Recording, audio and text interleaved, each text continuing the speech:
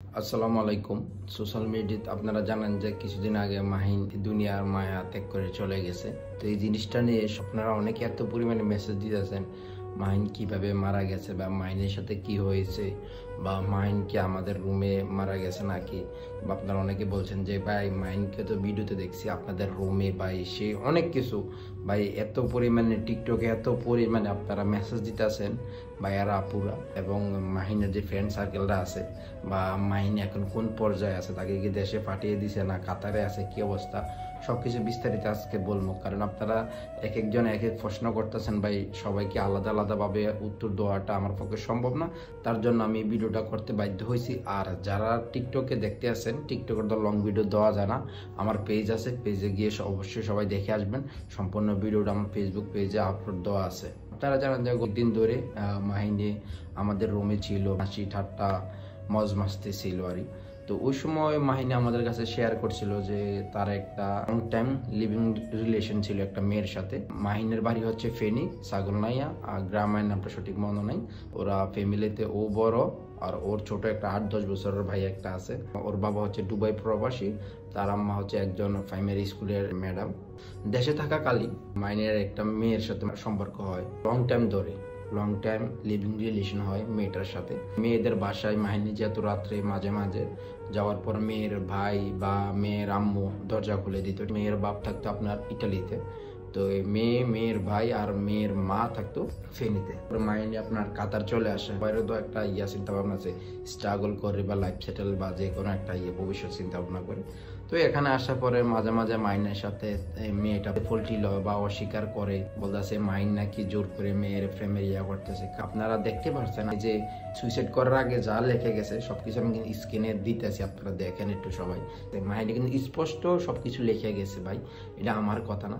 তো ভাই একটা মানুষ একবার দুইবার তিনবার এবং কি একবার মেয়েটার বিয়েও ঠিক হয়েছে, তারপরে মনে করেন যে মাহিনের কাছে বিভিন্ন ছবি টবি ছিল বা যাই ছিল ডকুমেন্ট, ওগুলা দিয়ে মনে করেন যে বিয়েটা ভেঙে দেয়। মেয়েটা আবার বারবার মাঝে মাঝে হ্যাঁকে অস্বীকার করে, অনেক প্যারা অনেক করে আরই। 10 দিন আগে ওর আরেক জায়গায় একটা জব হয়, তো আমাদের রুম থেকে সে যে জায়গায় জব হয়েছে কাতারের যে নিউ রাহেন সৌদি হাইপার মার্কেটের পিছনে তার রুম, ওই জায়গায় সে চলে যায় 10 দিন আগে। হঠাৎ করে খবর পাইলাম, খবর পাই সকালে খবর পেলাম যে মাহিন নাকি এইভাবে মারা গেছে। তো মাহিনে আরেকজন ফ্রেন্ড আছে আমাদের রুমে থাকে, ফরজ ভাই, তো ওনার মাধ্যমে ওনার গাড়ি নিয়ে আমি আর নাজবুল ভাই ফরজ ভাই আমরা তাড়াতাড়ি যাই। কিন্তু যাওয়ার পরে আমরা তাকে দেখতে পারি না।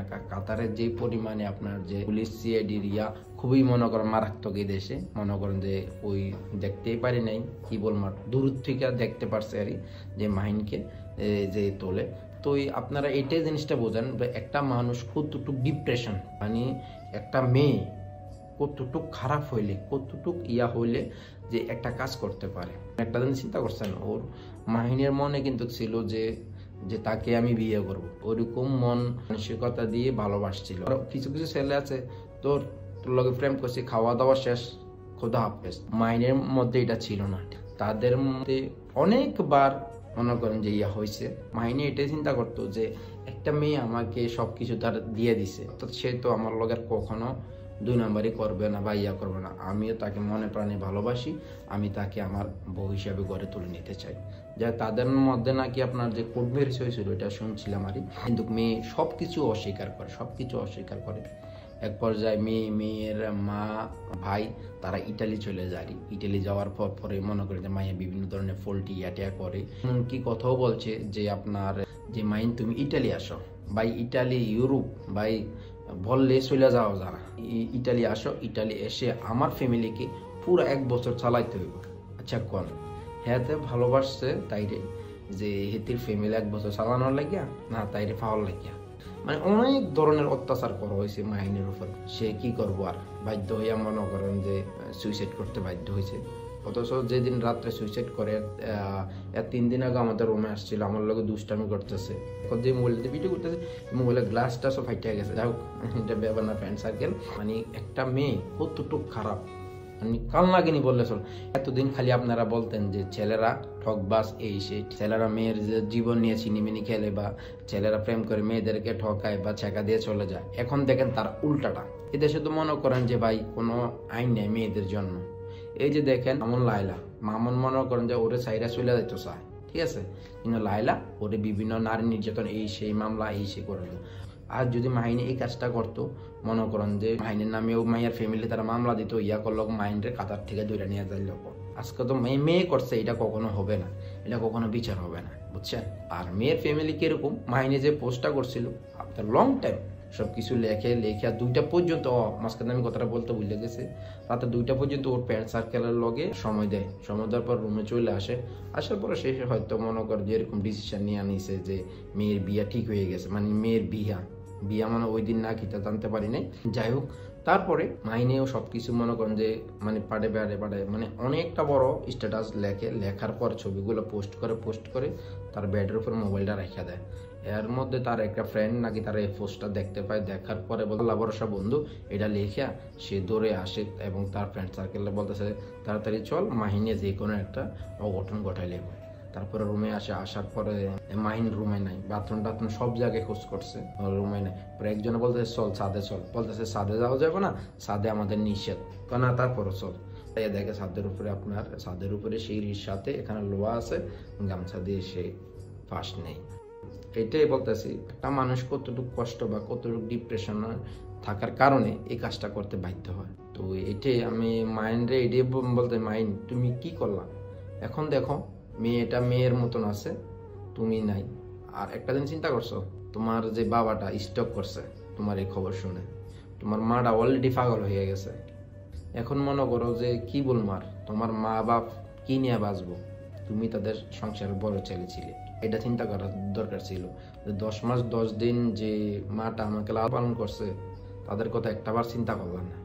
তুমি তোমার মতো করে চলে গেলা, কিন্তু মেয়েটা তো মনে করো তো এখন মনে করো লাংলিয়া সুখে থাকবো, আমার ফুর্তি করবো, ইয়া করবো। দেখছো তোমার যে পোস্টটা দ্বিতীয় দিন ওই মেয়ের ফ্যামিলির তারা সাইবার টিমের লগে কন্ট্যাক্ট করে তোমার পোস্টটা ডিলিট করে দিয়েছে মাহিনী। কি বলবো, এটা যারা আমার ভিডিওটা দেখছেন সবাইকে হাত জোর করে বলতেছি, কেউ এই জিনিসগুলো থেকে একটু বিরত থাকবেন ভাই, ঠিক আছে ভাই। মেয়ে গেলে মেয়ে আসবো ভাই, যখন আপনার পকেটে টাকা থাকবো, তো দেখবেন মায়ের আপনার পিছনে লাইন ধরবো ভাই। এটাই আশা করি সবাই বুঝতে পারছেন। আর মাহিন আমাদের রুমে মারা যায় নাই, মাহিন যে জায়গায় জব হয়েছে ওই জায়গায় মারা গেছে। আরেকটা বিষয় যে মাহিনের লাস্টটা এখন কোন প্রসেসিং আছে, মাহিনের লাস্টটা এখন ফ্রিজের মধ্যে আছে, তারা এখান থেকে নেওয়ার পরে পোস্টমর্টম করা হয়, পোস্টমর্টম করে তাকে চেক করা হয় যে কেউ কোনো তাকে মারছে কিনা বা শরীরে কোনো স্পট আঘাত আছে কিনা, কোনো কিছু নাই। এখন বর্তমানে মানে রেজাল্ট পাওয়া গেছে সেই সুইসাইডে। তো সে এখন ফ্রিজের মধ্যে সম্ভবত তাদেরকে রায় রেখে দিয়েছে, মানে যে প্রক্রিয়াতে চলে আর। তো এম্বাসিতে আপনার কাগজ মাগজ সব কিছু রেডি করতে হবে, রেডি করার পরে সম্ভবত মাহিনের মৃতদেহটাকে আপনার বাংলাদেশে পাঠানো হবে। আর যে জায়গা থেকে দেখছেন দেশ এবং দেশের বাইরে সবাইকে আমি একটাই কথা বলতে চাই, ভিডিওটা হয়তো আমার লম্বা হয়ে গেছে, আন্তরিকভাবে দুঃখিত। সবাই ভিডিওটা শেয়ার করে দিবেন। আমি প্লিজ যে সকল প্রবাসী ভাইয়ারা বা বোনেরা আছেন বা বাংলাদেশে যারা আছেন এইসব কাজ জীবনও করবেন না। দেখেন সে চলে গেছে, কিন্তু এখন মেয়ের মতন মনে করেন লাইফ স্টাইল শুরু করবো, ঠিক আছে।